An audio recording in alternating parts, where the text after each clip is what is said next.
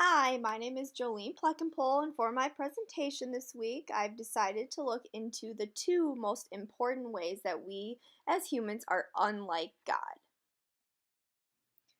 So, one of the things this week that we learned is incommunicable attributes.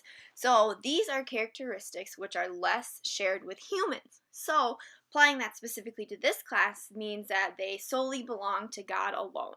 And by belonging to solely God, this gives him reign over humans, as humans cannot possess any of these incommunicable attributes. So, by having reign over all humans, not only makes God superior, but he is also superior and unique to all he has given on land. And of course, we are inhabiting his land, for he created everything.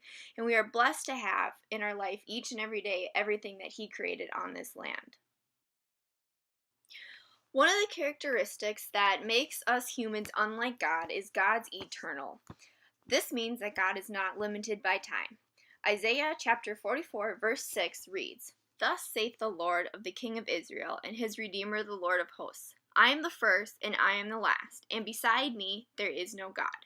So from this we can learn that God is unchanging, meaning that he cannot become more or less perfect over time. Because he is unchanging, he acts consistently within this unchanging character. Again, because he is unchanging, we know what to expect from God.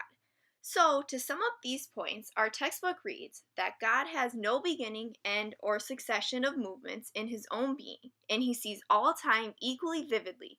Yet, God sees events in time and acts in time. What I personally feel the most important words from this phrase from our textbook is the end. God sees events in time and acts in time. So, by this, we know that God is always present with us and time is not a limiting factor with him. The second way that we as humans are unlike God is through his righteousness or justice. From this, we can derive that God always does what is right. Deuteronomy chapter 32 verse 4 reads, "He is the rock, his work is perfect, for all his ways are judgment, a God of truth and without iniquity. Just and right he is." So words that come to life from this verse include uprightness, sincerity, equity, and reliability. So, in my opinion, this is a very unique combination of words that truly shows our God's attributes to his inner self. Now, going on to our textbook, we can find that it reads, God's righteousness means that God always acts in accordance with what is right and is himself the final standard of what is right. So, some may argue or question how the topic of sin would fit into God's righteousness. In a prior religious class I had taken at another institution, I received a handout that describes sin as an evil human act that is under the violation of the rational nature of God and man and God's eternal law. So, God knows that he created us not to be perfect like himself, but to act within our own boundaries without despising him or anyone else around us. I like this definition as it ties back to my first point of God's eternalness. As I previously mentioned, we are aware that God is never limited by time. This means that as our time as humans on God's land eventually runs out, he himself can learn from our mistakes as to guide those after us to a life that is even more improved.